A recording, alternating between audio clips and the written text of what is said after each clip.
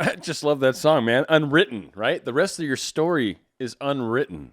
It's by Natasha Bedington. Great song. Anyway, I found it. It's just great. Some of these songs, man, I almost want to replay over and over. They inspire some of these shows. And this one was going to be something totally different and then changed my mind kind of at the last minute. So what a lot of people, I think and I've been waiting intentionally kind of to do the show. And I'll stall a hair to get into it, so please bear with me. You already have the title, right? It has something to do with signs and believing and things like that. But so many of us, one crazy example I want to give of something, and I laughed because I did it today. These headphones, by the way, right? Okay, these headphones, there's a right and a left, right? There's not much of a difference, and frankly, if I put them in the wrong ear, I don't think it'd matter. But I was having an issue where every time I'd grab them, the one that was on the right side was the left headphone, and the one on the left side was the right headphone. You're probably thinking, this is stupid, Dan. Well, hopefully all of you have something stupid that gets your thing, right?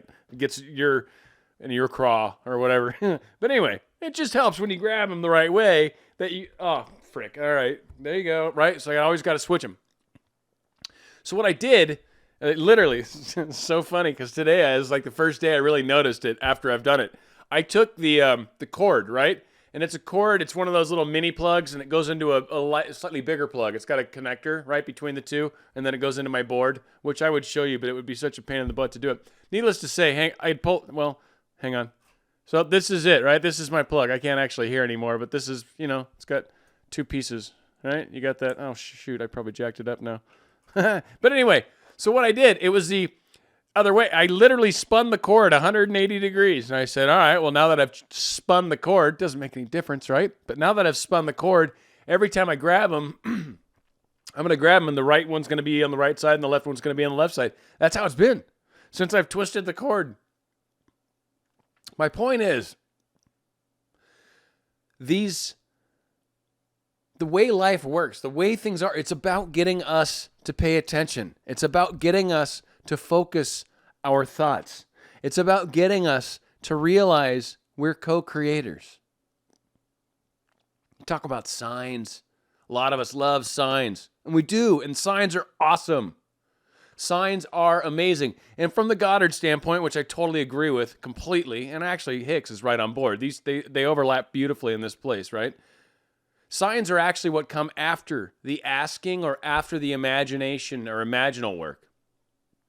Signs come to show you what you've already put in motion. They're indicators is what they are. They're not, and people, I don't even want to go off the coincidence thing or if a sign or an indicator is different. They're all the same to me, frankly, to be honest with you. I hope that helps. If it's a coincidence, if it's a sign, if it's a symbol, it doesn't matter to me. It's all of that stuff's pretty much the same. It gets lumped into the same cool category, universe, showing me something. Whether I want to pass it off as a coincidence or whether I want to accept it as a sign from source, capital S, for those that get grumpy sometimes. All of these things are about us paying attention to what's going on, about our souls talking to us, about source talking to us, about life interacting with us, about us smiling with other people that we come by, about us being co-creators in this wonderful world that we're a part of. So what is, I think, forgotten by so many people, and I hear it frequently, and it's kind of funny. And I want all of us to step back for a second, put on your hang on a second mode, cap, right? Whatever that is, hang on. All of us do this. We see the signs. We'll even ask for signs, right? And so we manifest this mini manifestation, this teeny little thing.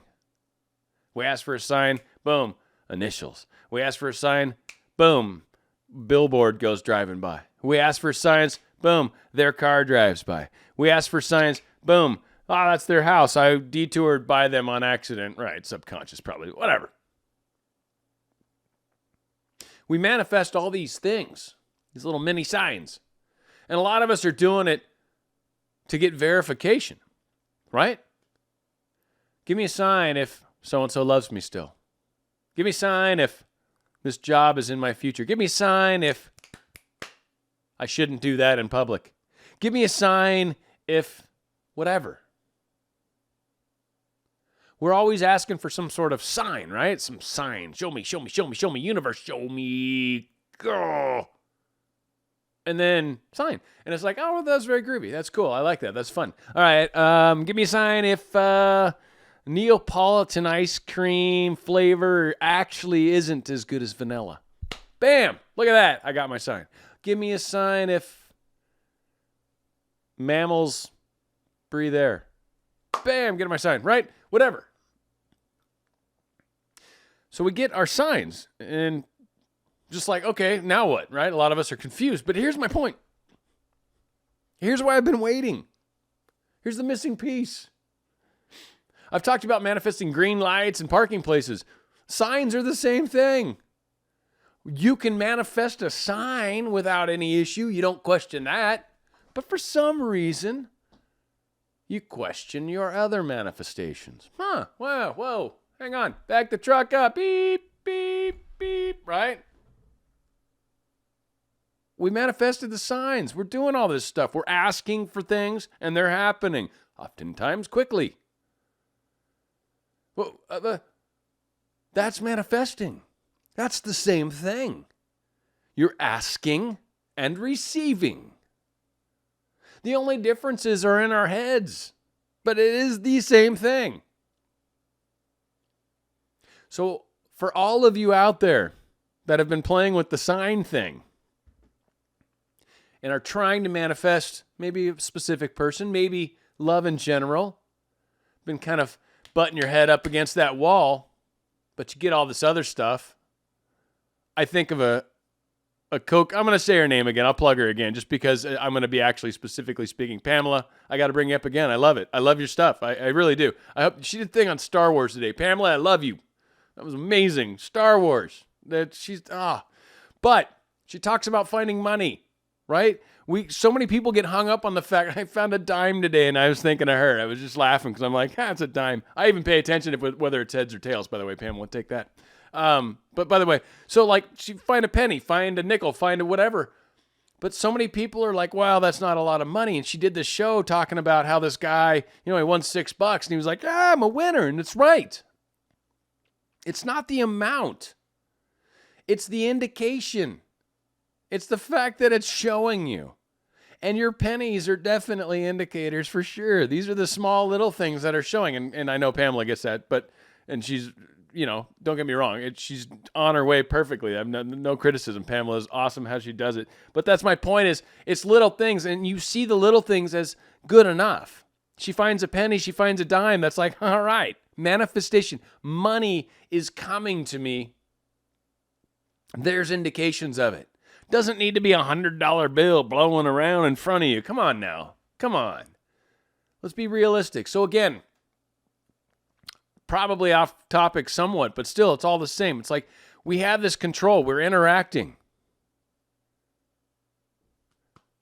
Manifestation for love is the same thing. It's the same thing. There is some, with a specific person, there definitely can be some emotional baggage that comes with it. There can be some other baggage that comes with it.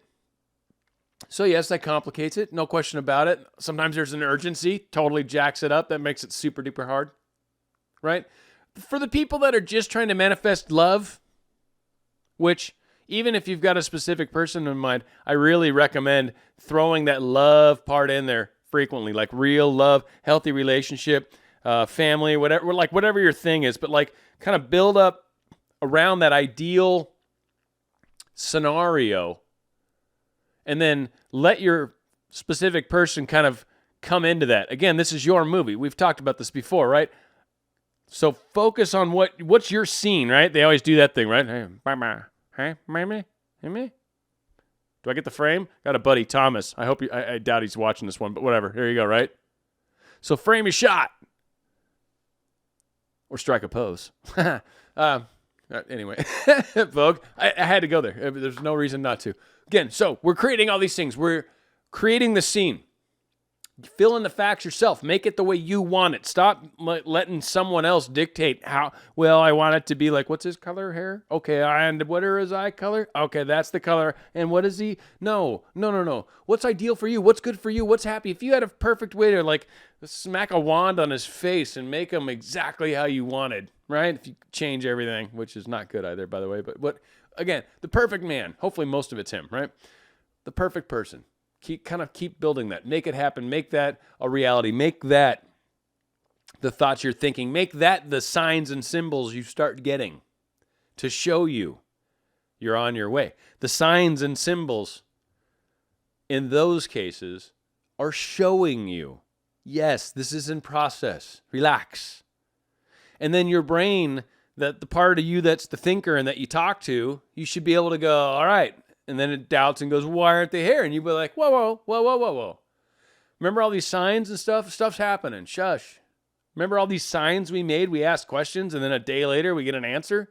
Come on. I know this works. If I can tell myself that enough times and mean it and truly understand that, the chatter stops, or at least happens far, far, far less frequently. Like just as you get better and better and better with it all, it gets far less. So you keep working in these directions. Keep giving power to what you've already experienced and what you've already manifested. Realize that it truly is the same concept. The differences are what are up in here for all of us. I'm not good enough. I'm not rich enough. I'm not this enough. I'm not that enough. All of us do that. I even talked about it on one of my shows, right? I don't want to talk about it over and over. But yes, we all have our forms of inadequacies that we sometimes fear. And we have to realize that we are enough. We are pretty enough. We are fast enough. We are good enough. We are strong enough. We are pretty enough, skinny enough, whatever enough, that enough. Keep pushing it. Keep focusing on where you want to go. Keep your eye in that direction. Make it the ideal. Focus on the ideal scenario. Let things fall into there, because if your specific person is for you and your ideal, they will join together. It'll be like an eclipse, but it'll be perfect, and it'll be that moment, and it'll be like, woo, everything works. It's a beautiful day. Hallelujah. So give that chance.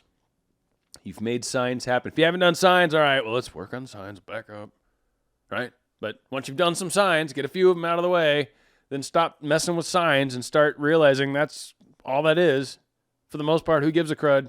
You're going to get indications that your manifestation's happening when you go back into doing your imaginal work, the things we all talk about, right? The imaginal work, and if you've got to do rubbing out and all these other things and astral letters to help forgive, and if whatever you got to do, wherever you're at in the whole process. But when you keep doing the imaginal work, you'll start seeing the signs and symbols. Then you can kind of let go. I'm done asking. It's on its way. And let it go. You've done this. It's okay. Well, let's focus on ourselves. Let's focus on being happy during the day. Focus on my career. Focus on school. Focus on whatever. Whatever you can make matter in your life. Yoga. Take up a cool hobby. Martial arts. Something I'd like to be able to fit into my life. That's what I'm trying to manifest, right? Trying to manifest a little space where I can get back into martial arts. I miss it. Flexibility, just the whole thing. It's awesome. So, again, all of these things, keep them focused, keep it out there, keep going towards it. The signs are proof, if you will, that you can do this. And then you get indicators, which are signs also, but you get indicators that show you the way. It's pretty awesome. And it's very powerful. And I hope you guys appreciate the stuff you're doing. You keep going, well, yeah, man, it's just a parking place. It's way the frick more than that. It was conscious creation. And it happened. So what if no one else believes you? Who cares? It's for you. It's for you and you alone. You can only prove it to you. You can never prove it to anyone else. Never, never, never. Stop trying. Stop wanting to. You can't. You cannot prove this to anybody. Everybody can prove it to themselves. It's the only way. It's the only way. You walk through this door alone, and then there's a bunch of us on the other side just going, hey, welcome to the party. Woo, da, da, da, da, da. You're right. I don't know why that song was. Okay. So, going that way. We're going out with a song by Switchfoot, which I've played before, and I think it's an amazing song, and just the title alone, even though it's a weird part of the song, but I love it. Love alone is worth the fight. Is that not true? Love alone is worth the fight. That's why we're all doing this. It's Dan Radio Style. Oops. We'll try it now.